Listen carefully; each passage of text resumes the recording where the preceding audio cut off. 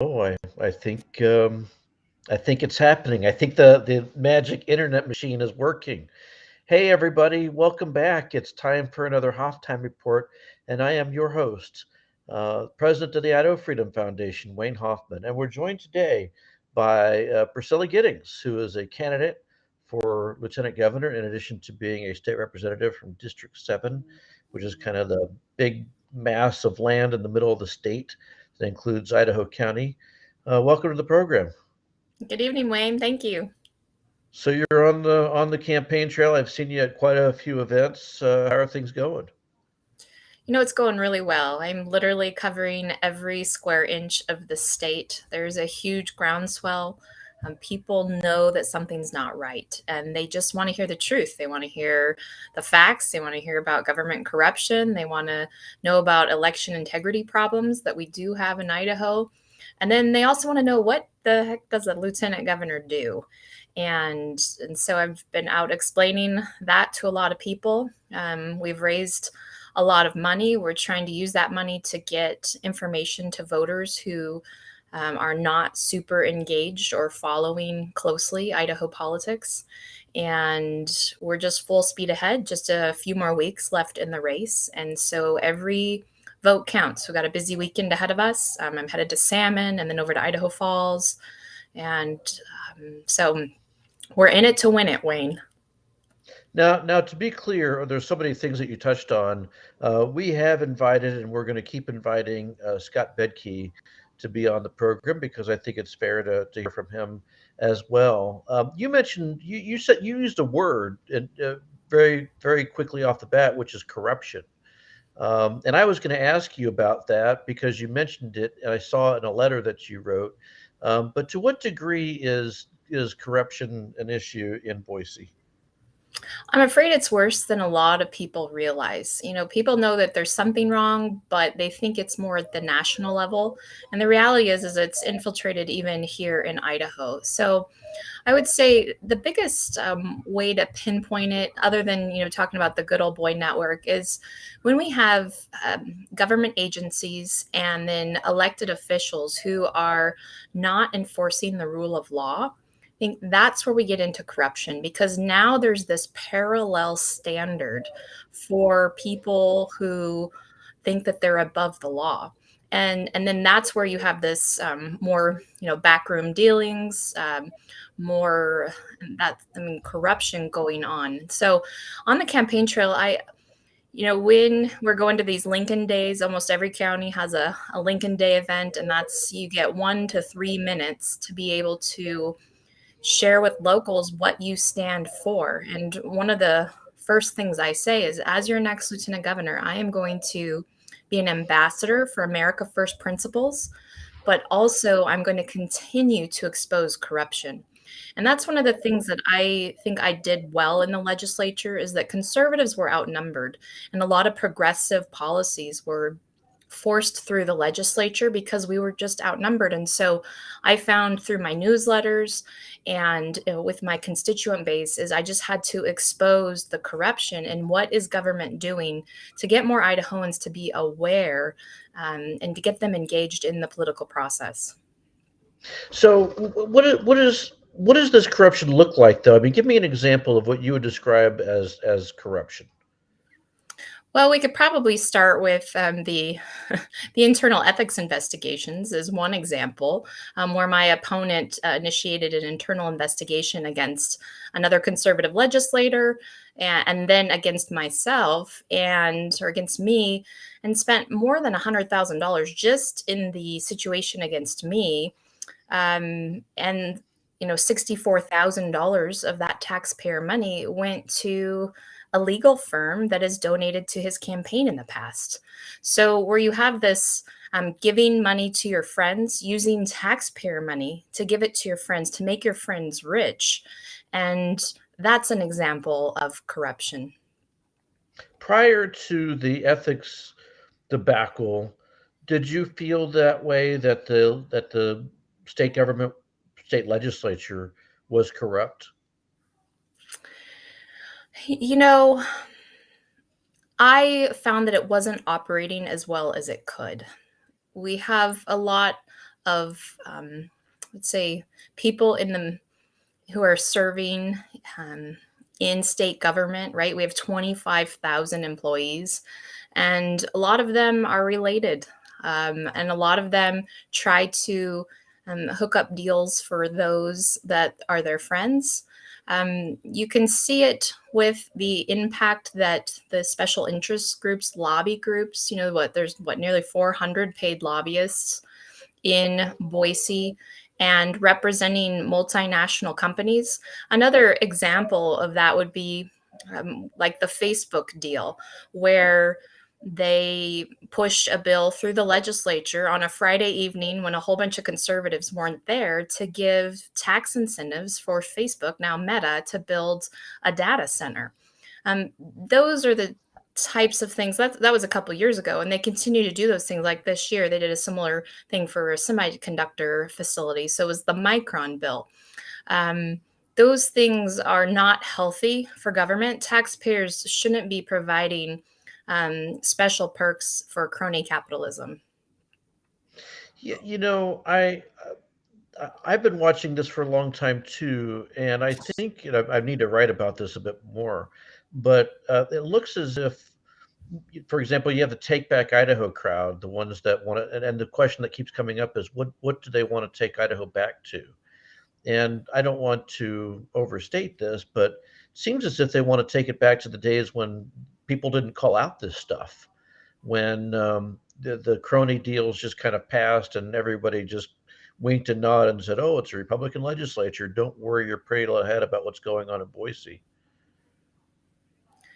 Yeah, and can't forget we did have a Democrat governor at one point. So in my mind, they want to take it back to those Democrat strongholds. And we're number one on the radical left's target list to flip our state. I mean, you can just look at the campaign contributions flooding into our state this year.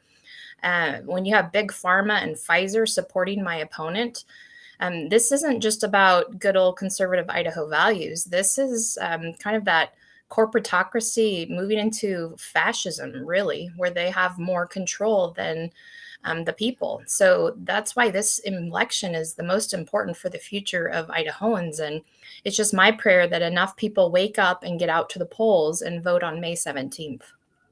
Now, people don't run for lieutenant governor to be lieutenant governor. I remember having a conversation with Brad Little a long time ago about this when he was being considered for the possible appointment to the lieutenant governor's slot many years ago. He was still a state senator at that point in time. Uh, do you hold that view that I mean, are you looking to be governor one of these days? I'm absolutely running to be lieutenant governor, to be Idaho's next lieutenant governor. The first thing I joke, but it's somewhat true, is we have to do everything in our power to make sure my opponent never becomes the future governor. Because that's And what he wants. He wants to be governor. absolutely. And he shares that with people on the campaign trail. That's his goal, and that's what they're focusing on. He's supposed to receive the throne from Brad Little. But for me, I mean, I'm going to be and go and do my best with what God has given me.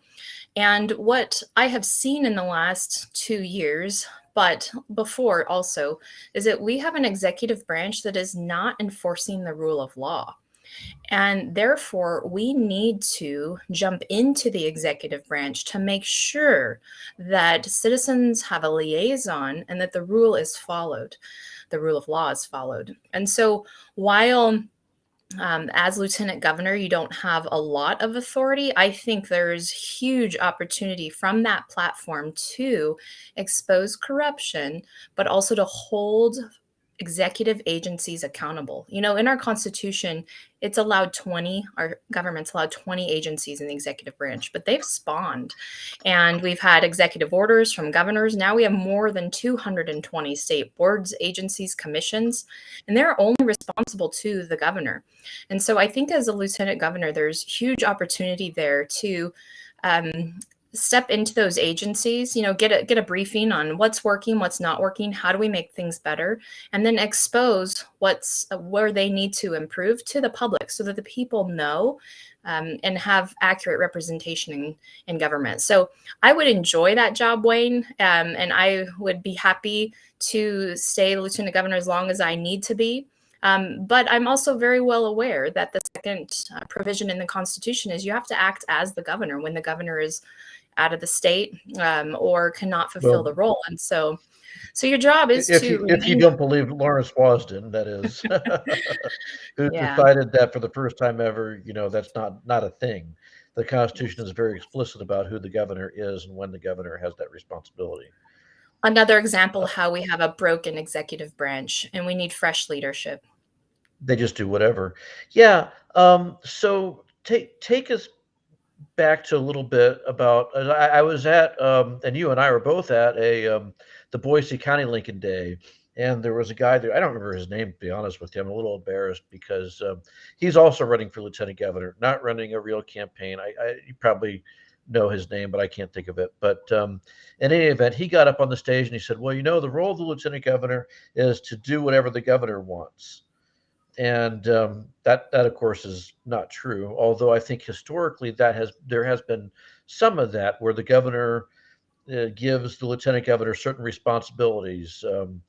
Uh, Butch Otter at one point was given the responsibility of helping fill the appointments for the billions of commissions and boards that the state has, and so he would parse through those. The Brad Littles was given the role of doing economic development stuff, and later was handed this regulatory reform in quotation marks stuff as more of a political um, condition more than anything. But what do you see yourself doing if you become lieutenant governor? What things would you? Of course, Janice was sort of became lieutenant governor in the era of COVID. But what do you see yourself doing? Right. So a lot of people do get confused because in other states, the governor and the lieutenant governor run together on a ticket. And Idaho is not that way.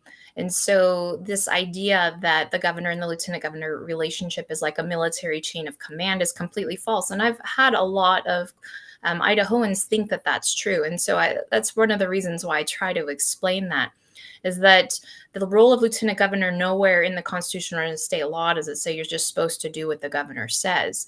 It says you're supposed to, uphold the Constitution, your oath of office, but you serve the electorate, and those that have voted for you. And I really see a lot of opportunity, as I was sharing with you before, of really getting to know the agencies better and being a liaison for Idahoans who are having trouble navigate the red tape. And instead of just being a manager of government and just to do whatever the governor wants or needs help with, I think it's an independent office. And really being a liaison for the people with the executive branch is a role that I would like to jump into wholeheartedly. I see opportunities to have tip lines separate from the government, or from the actual government website, as we kind of saw. Um, didn't work out so well this last year, but I think there's a lot of good people in state government who realize that things are not being done as well as they could be. And there's a lot of opportunity to clean that up and to make our state more efficient, and with both the rule of law, but also in spending. And, I've been sitting on the budget committee for the last two sessions, and we see the glossy numbers at the top, but there's a lot more behind that, digging into the agencies and figuring out how is it that we are spending this amount of money on some of these programs. I think there's a lot we can find to be more frugal and fiscally conservative as a state. There's a question in the chat, so I just want to clear up the you're mentioning the how the previous tip line, if you will, didn't work. What Representative Giddings is talking about is Lieutenant Governor Janice McGeehan set up a tip thing on her website where you can report examples of critical race theory and social justice in the education system. And after she did that, the media decided they wanted to get not only the names of the tippers, but not only the types of complaints that were being registered, but the names of each of the tippers. And that was what they ended up taking. The media took Janice to court over, claiming that withholding the names was a violation of the public records law. So you're thinking that maybe you could have your own tip line separate from that of a state government, and they would just reporting that to you. I'm sure the media would still contest that, but you probably have a strong leg to stand on to say, this is not a matter of public record. Interestingly, though, if those tippers had sent that information to you as a state lawmaker, it would be exempt from public record, but not the stuff. It's crazy, absolutely crazy. It's also an example of corruption in state government. Correct. So you obviously have being on the budget committee for a long time know that there's a lot of bloat out there. Is bloat something that you're going to be concentrating? Are you going to use some of the experiences from the budget committee to rein in government or call out the unnecessary spending? Is that what you envision yourself doing? Absolutely. It's definitely an interest of mine. And, money is the heart of the matter. And I'm concerned that we've nearly doubled our budget in the last 6 years as a state. And now upwards 46% of our state budget is coming from federal dollars. If we tip over that 50%, where we're getting our money from the federal government, I mean, we don't own our own state anymore. I mean, we're totally enslaved to the federal government and their dollars. And so that's really one of my priorities is we have just got to expose those budget problems and bloat. Obviously, you're well aware of your recent writings with the Medicaid bloat. We still, on the campaign trail, I've met some of these 100,000 Idahoans who are still forced onto Medicaid right now, even though they don't want to be on Medicaid. One individual was talking to me how they make more than six figures in their family, but they are trapped on Medicaid right now. So taxpayers are being forced to pay for their medical coverage when they don't even want it. And then the percentage is 37% of some of those Medicaid payments are fraudulent. And so we're having to spend more taxpayer money this year just to hire somebody to try to find the fraud. I mean, this is not organized leadership or organized government with good leadership. I mean, this is literally just react, react, react. And that's why we need new, fresh leadership in the executive branch. I'm wondering about, let's talk about Medicaid for just a minute because there's no federal law that says a state has to participate in the Medicaid program. Should we? Well, I voted against Medicaid expansion when it came through, unlike my opponent. And yes, there was the ballot initiative was a close vote in reality. And it was, I think, a lot of false advertising on how much it was going to actually cost and that money was going to take away from funding for our schools and our roads. I think if voters had known that, I don't think they would have voted for Medicaid expansion. Now, you just said Medicaid in general.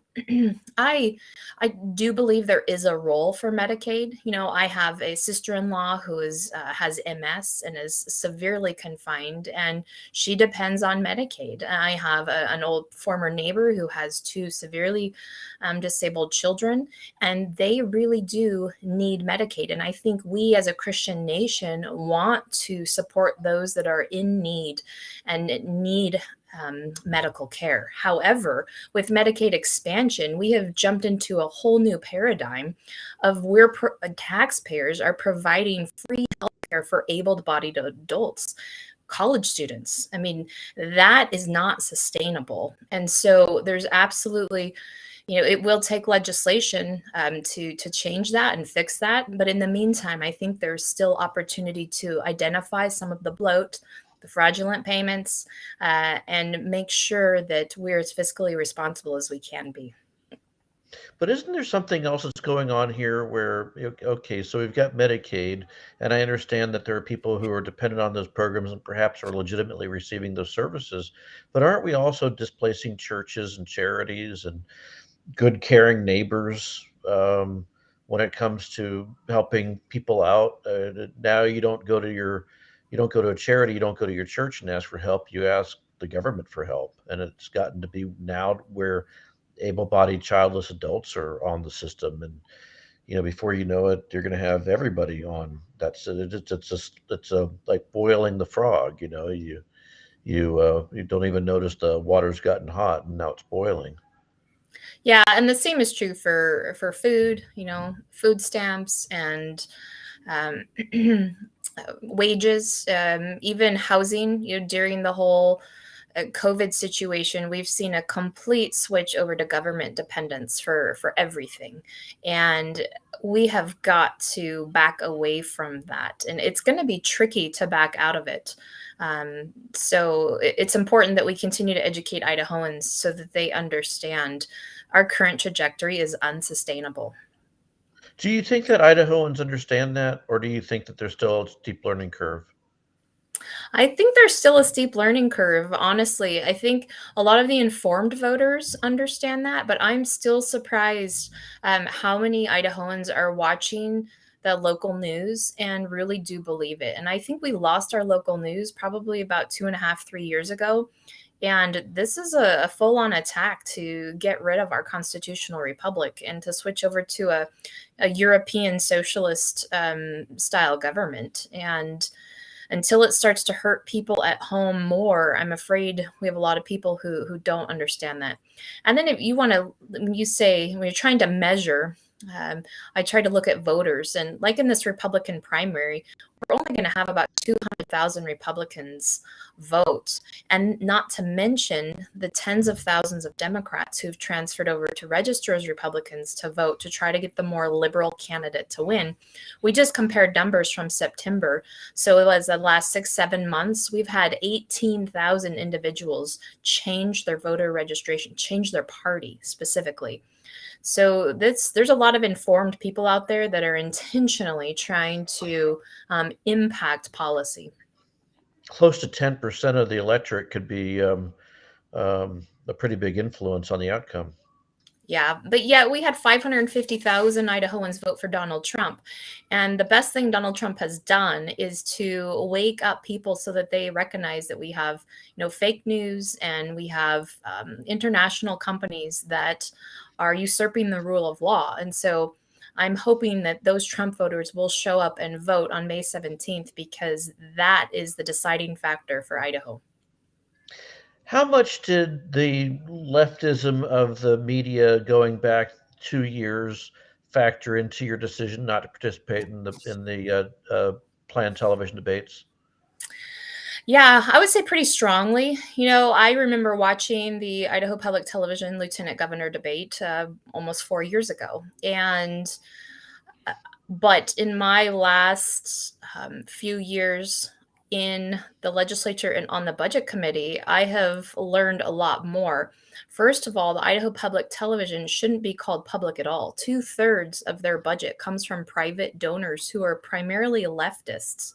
And so 1/3 of their budget comes from taxpayers. And that money just goes to fund the operating systems. And so taxpayers are funding a platform to push leftist concepts and like critical race theory. They're pushing it on Daniel Tiger's neighborhood. They're saying that telling their white children to go talk to their white parents because their white parents are part of the problem of systemic racism that's in America. And it's just complete propaganda. And they're saying that infants as young as 3 months old are displaying racist tendencies, which is just a complete farce. An infant is just learning basic flight or fight mechanisms. So it's I tried to, in the budget committee last year, to remove the Idaho taxpayer part of the public television fund. If they're going to push this propaganda, then that needs to be Idaho public television or private television, right? Because they're being funded by people who have an agenda. We were one vote away from killing the Idaho Public Television budget this year in the legislature. They have showed time and again that they are working with the media and that they are not unbiased. And so when it came time for the debates, I had planned on participating. The one question that our campaign asked was, let us know who the moderators are, or we knew the moderator, but who's going to be on the panel? Because what we have in in Idaho with our press corps is I'm not aware of any that are registered Republicans. I mean, we've got pro-abortion um, journalists who are wanting to ask Republican candidates questions. I mean, that's absurd. It's like if we were to interview, Hillary Clinton at CPAC. There's no way Hillary Clinton would show up to CPAC, right? Um, so it really, when they wouldn't even answer that basic question, said, the majority of viewers of Idaho Public Television are not conservative voters. And so it just wasn't worth going into enemy territory without any information. So are you planning to do the KTVB debate, or are you not doing that one either? No, they're worse than public television. So who specifically were you thinking should not be on the panel that you were concerned were going to be asking you questions? Well, they wouldn't even tell me who the panelists were going to be, but you could start with Betsy Russell. I mean, I call her Berkeley Betsy. She went to college in Berkeley, and she is their, main journalist at the Capitol, and she just reports gossip. She's in tight with my opponent. They're always chit-chatting and texting one another, and so for it to be unbiased is just laughable. You could also Rebecca Boone, who put the hit pieces out on me, saying that I did things that I didn't do. And then, of course, you've got all the new folks down at Channel 7 who are part of the Associated Press, who could have been on it. And then you've got the Capital Sun, this new leftist organization funded by the radical left, who's claiming to be a news organization. And can you imagine that lineup? I mean, it might as well have been a Marxist debate instead of a debate for the Republican Party. And the reality is that there's a huge civil war going on inside the Idaho Republican Party. We need Republican Party leadership to step up and to host a debate themselves and to say, here, we want to find the best candidate. And if not, there's lots of middle ground folks. We could do a debate, whether it's some of the conservative radio talk show hosts locally, and I'd be happy to debate. I would love the opportunity to debate my opponent because he doesn't have anything to stand on. However, I'm not going to go into a lion's den just for the fun of it. Why didn't the Republican Party offer up a debate solution? I talked to Tom Luna about this many months ago with the exact same concerns that the time has long passed for the Republicans to do a debate and stop relying on the leftist news media to settle the question of who the Republican nominee should be. And I won't say surprised, but disappointed that that didn't happen. Was there talk I'm about it? Did anyone talk to you about it? There was a potential, but they just didn't have the ability to organize it. I'm unsure. I'm not surprised though. Tom Luna, the father of Common Core, he's in close with Scott Bedke, my opponent, and so why would I expect for them to try to find the best candidate for the job? It's just they're all part of the same network, and it's time to be done with that. So that's why I've just got to cover the state and talk to as many people as I can face to face, so that they know the issues that are on the line. What's the number one issue you're hearing about from constituents out there? We're still coming off of the emergency, the mandates. Thousands of people who have lost their jobs faced mask mandates and vaccine mandates. And the critical race theory, we're finding a lot more people who are identifying it in their kids' schools. But then, once you get to southern and eastern Idaho, I find a lot of people are really concerned about water. As a state, we've not done a great job about managing water. We have lots of water, not very good management. And so I'm actually hearing from water users, those that have served on boards, that are very concerned that we don't have a solid plan. Do you hear those kids, or is that just me? Yeah, that's my grandbaby. My Oh, okay. daughter just came home, and so she's very excited to see mom, I guess. Sorry about Oh, that. good. Okay. No It's worries. always something that's like usually a dog or a cat or a baby. That's always something. Anyway, keep continue. I understand. Yeah, I have mine sequestered right now. But water is a huge concern because of the growth. You know, we have a huge number of people moving in, and they're all putting in sod lawns. And when you look at some of the historical planning for our state and the amount of water that we have storage for, we're kind of already past that capacity. And so the big looming question out there is that why don't we have a better plan for increased storage? And we're just, while some of this Biden money is being used to increase capacity, I would say it's a little bit too, it's too little too late. And so we really need a concentrated effort on increasing water storage capacity to make up for the growth in Idaho. So there's some concerns about that. Um, and I would say kind of those are the biggest issues that I'm hearing.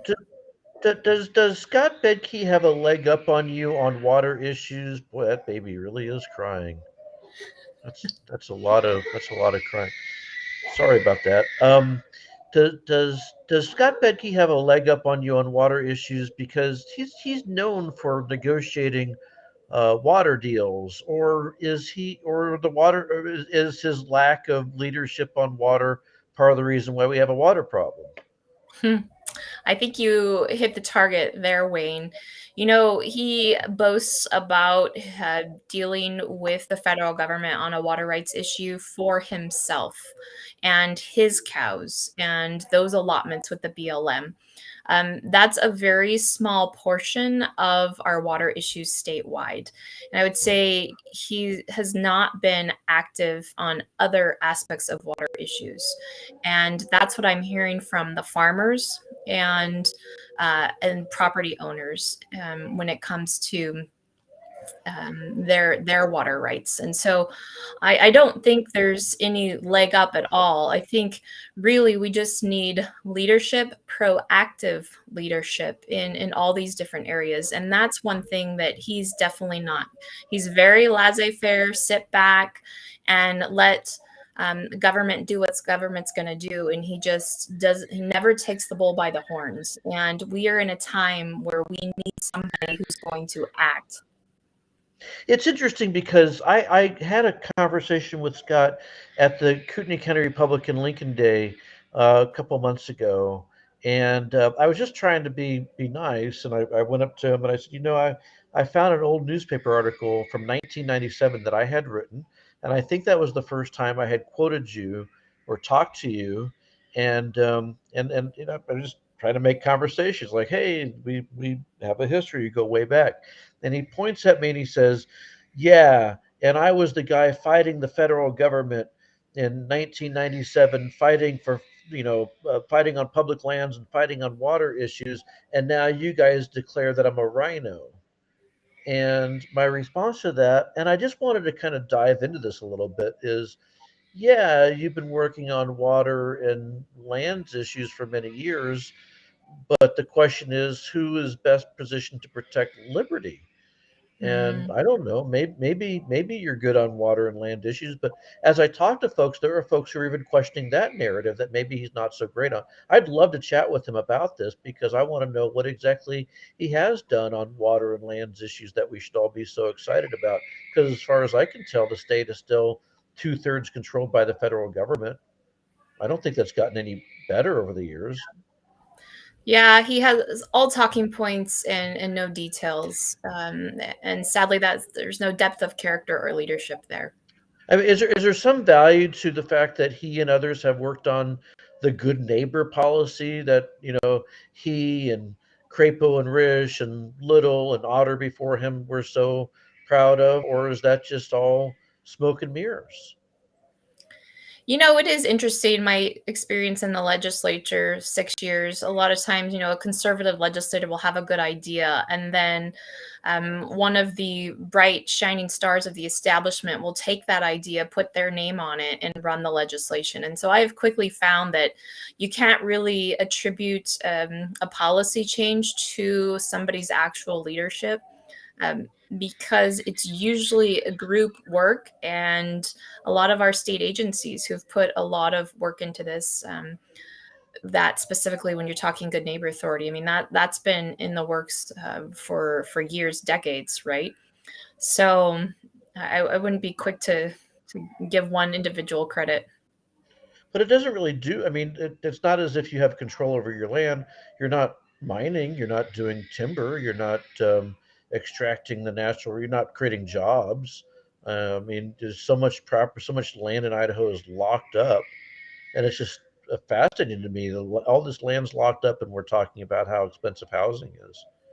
Which, Yeah, and even the land that's not locked up. I had some constituents step into my office because they had worked a mining lease. They spent more than $500,000 on a mining lime to help farmers, and they'd been working on it. They were good to go, and then all of a sudden, the Department of Lands just cancels their and doesn't renew their lease, which is just totally asinine. I mean, there's huge potential there, huge opportunity, and we have a state agency who's just not playing ball. So I think it's deeper than just having the lands locked up. I mean, this is government not being efficient. let's talk about education a little bit because you were on the lieutenant governor's task force dealing with critical race theory and social justice. Is that something that you, as lieutenant governor, would continue, or is that not something that you would plan to work on? It really depends on who is elected as governor. Our Idaho state constitution specifically outlaws differentiating pupils based on their race or promulgating I guess, socialist or Marxist or political content in schools. And that's exactly what we're seeing across the board from preschool all the way to higher education. We have more than 20 Idaho teachers who signed a pledge that they're going to teach critical race theory no matter what the Constitution and the law says. If we had a Governor DeSantis, those teachers would no longer be employed in the state of Idaho. And all of the curriculum, even it's called WIDA based curriculum, or they're pushing through Common Core standards, through the English language standards, this critical race theory and social justice ideology. If we had a strong conservative governor who will take a stand and proactively push back against this, I think critical race theory would be out of Idaho the very next day. However, if we have a governor who's going to continue to just allow this unconstitutional stuff to infiltrate our schools, then I absolutely, as the role of lieutenant governor, it would be my responsibility to expose it and then continue to educate parents on what it's called, because it comes in the form of different names and fashion. I try to share with people the two words you need to look for are equity and privilege. I had a third grade teacher come up to me after a presentation, and she said, well, I just don't see critical race theory at all in my classroom. And I said, have you taught equity? And she's like, well, yeah, we teach equity all the time. And then I said, and have you taught privilege? And it's like, well, yeah, because we're privileged. And I thought, and there is what you've been trained, and that's what you're teaching, and that's socialist at its core. So it really does depend on who our governor is and how active of a role I will need to take as lieutenant governor. They don't. You probably saw the accuracy in media report. Man, it sounds like there's a kid being slaughtered downstairs. I'm gonna do this. I'm gonna move outside, and maybe it'll be a little less loud. Um, and it'll be a little more cold, but it'll be less loud. How about that? Um, so tell me, you saw the accuracy in media report that where the teachers were saying we're just changing the names. We're not going to talk about social emotional learning. We're not going to talk about CRT. To what degree are you hearing that that remains a problem out there? As far as them calling it something else or just, Hiding the truth from parents. yeah, it still, I was driving, back from, the session one day down in Boise, and I saw that there were a bunch of teachers protesting at the Boise School District, headquarters, and, just a few months earlier, I had done a public records request to the Boise School District for their curriculum because Idaho state law requires that they share curriculum. And their lawyer, the Boise School District lawyer, sent me a letter back and said, that a curriculum is a trade secret and we're not going to share it with you. So it's absolutely still a problem. The Boise School District school board elections are coming up here, and I think it's September. And so I've been encouraging moms to get politically active. Very few people usually vote in school board races, and we have a huge opportunity um, to refocus and fix the curriculum in Boise. And the same is true across the state. We have a lot more school board members who've been elected, and they just don't even know what to look for. And so I think equipping those individuals with the information and with the law, so that they can put a stop to it. And then this year, the whole example of the books and libraries, spending $307,000 of taxpayer money to digitize books for kids K through 12. They don't even need parental consent. They log into a computer, they can get access to these books, and some of them are pushing 1619 Project, pushing Black Lives Matter advocacy, pushing critical race theory, pushing even sexualization, LGBTQ plus advocacy, trying to teach kindergartners pronouns, that they need to be using different pronouns. I mean, that should not be in have kindergartners shouldn't have access to that. And so it is absolutely still a problem, and we have got to proactively expose it so that we can stop it. Do you think you can do more exposing that stuff as lieutenant governor rather than in your role as a state representative? I would say for two reasons, yes. One, you have a larger platform, a wider base. Over the last 11 months, I have met thousands more Idahoans. And so they've signed up for my newsletters. We're doing an AR-15 gun giveaway. If people go on to my Giddings for Idaho website and you put in your email address, you're also going to get newsletter updates from me. And people, I think, are addicted to my newsletter because if I don't put it submit it on a Friday or a Saturday, I get people asking me what's wrong.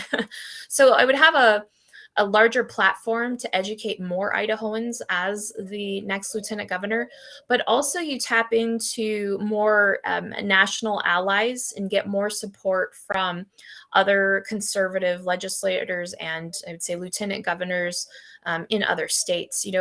I really look forward to serving in the executive branch where I can reach out and be friends with fellow conservatives, like the DeSantis's, like the Youngkin's lieutenant governor, and those. I mean, out of South Carolina. I mean, there's some amazing conservatives that are really taking a stand, that are lieutenant governors in their states, and so having those networks and connections will really, I think, help Idaho. By the way, I want to put a plug in for your newsletter also because, and I need to write about this. I just hadn't gotten around to it. I've gotten I have since the legislature has centralized the newsletter services. Doesn't matter whether it's Senate or House. I get these newsletters from legislators that are the exact same copy, same photos, same topics covered. Maybe there'll be a paragraph of original writing from your local legislator, but all the rest of it it's the same. Chuck Winder, Carolyn Troy, Carl Crabtree. It's the same newsletter, and you and Heather Scott and Ron Nate, you put out original things that tell what's really going on at the Capitol, and I think that's a very important activity. This deal with the governor leaving the state and saying that the lieutenant governor doesn't really exercise the authority of governor. How would you handle that as governor if you? I'm sorry, as lieutenant governor if you were elected? I think you just sue him. It's pretty easy because it's an easy decision for the judicial branch to handle. I mean, it's cut and dry, clear, and so it's an easy lawsuit so that it doesn't happen again. If that's the case, then why hasn't that happened already? I I don't know. I don't communicate regularly with the current lieutenant governor. Obviously, we have very separate campaigns going on right now, so But you think that's a slam dunk. I do. I said You know, but slam dunk, not slam duck. Just to be clear, my throat got caught a little bit there. I think it is. You know, it was probably who knows, maybe it was a political strategy, but it's also it costs money to run these lawsuits, right? And she's still paying for that other lawsuit about the public records request. So maybe that had something to do with it. But there again, that's why it's so important to get help from Idahoans to support these lawsuits. I mean, I've been sued, and you have to pay for your own legal fees. And there again, that's part of the when you're part of the establishment, you get to use taxpayer money to pay your legal fees. When when you're the grassroots liberty candidate, you have to ask Idahoans to pitch in for the fight. Do you think that I mean, do you trust the Supreme Court to rule correctly on that? And we've seen a lot of rulings in the state Supreme Court that have been wacky. I mean, on the initiative process, on Medicaid expansion, on I'm drawing a blank now on the other ones, but there have been a number on redistricting. It's been, I mean, tell me, did I say redistricting already? It's been a long day. Anyway, can we expect that the state Supreme Court would rule correctly on the role of the lieutenant governor being the governor when the governor is out of state?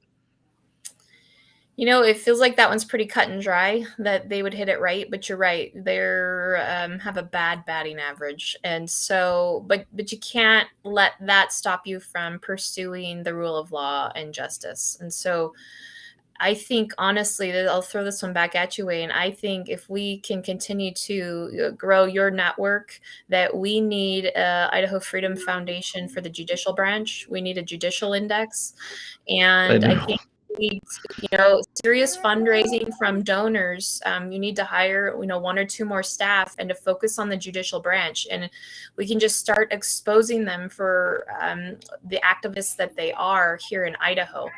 And so you have to just one case at a time continue to expose them. We have definitely talked about that. We have we have definitely talked about that. It's a function of there are so many things going on. You know, do you focus on the expansion of the welfare state, the Medicaid system, and the fraud and corruption going on there? Do you focus on the city of Boise becoming the next Portland or Seattle?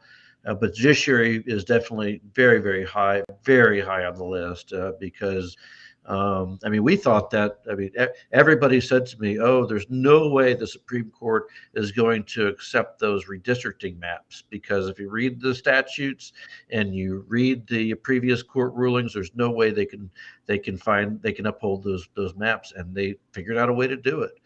So it's a real problem. And if you don't have a functioning court system, what do you have?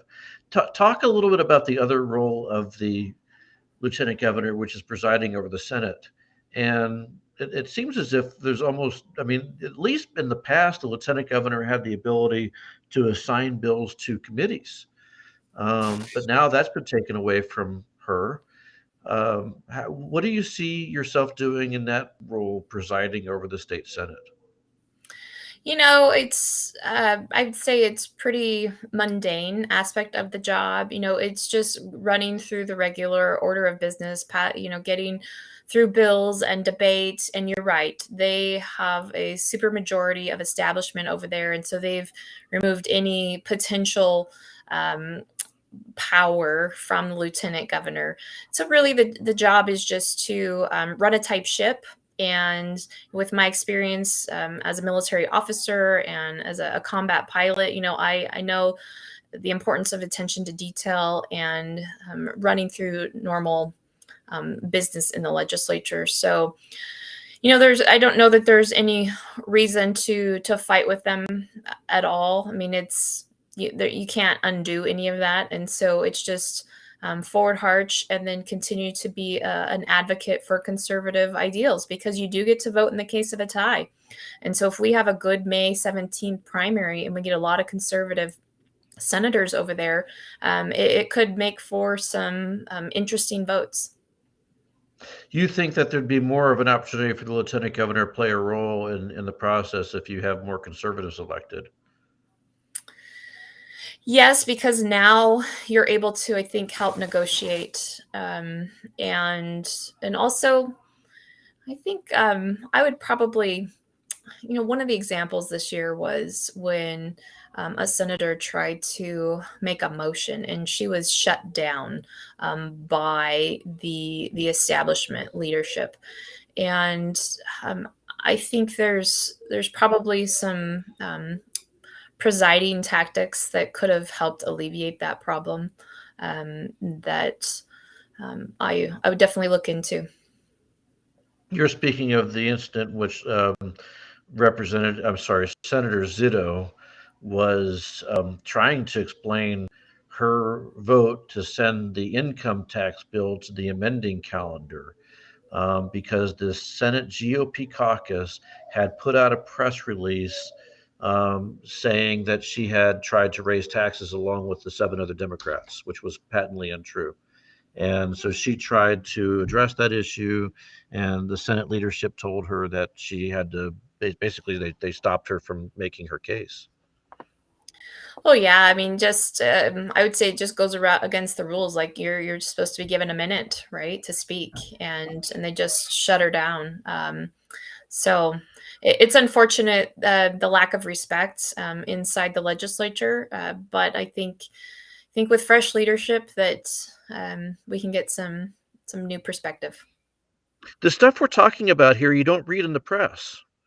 I mean, I haven't seen articles about this. I haven't seen a single article talking about what Christy Zitto had to deal with over in the Senate. I haven't seen a single article talking about the fraud and corruption in the Medicaid system. I haven't seen a single article. Even there have been tons of articles written about the $20,000 but uh, overspent in the lieutenant governor's budget because of the press's lawsuit against the lieutenant governor, but not a word's been written about the fact that the Medicaid budget has doubled in 6 years to $4 billion. It's now the biggest state government program that we run today.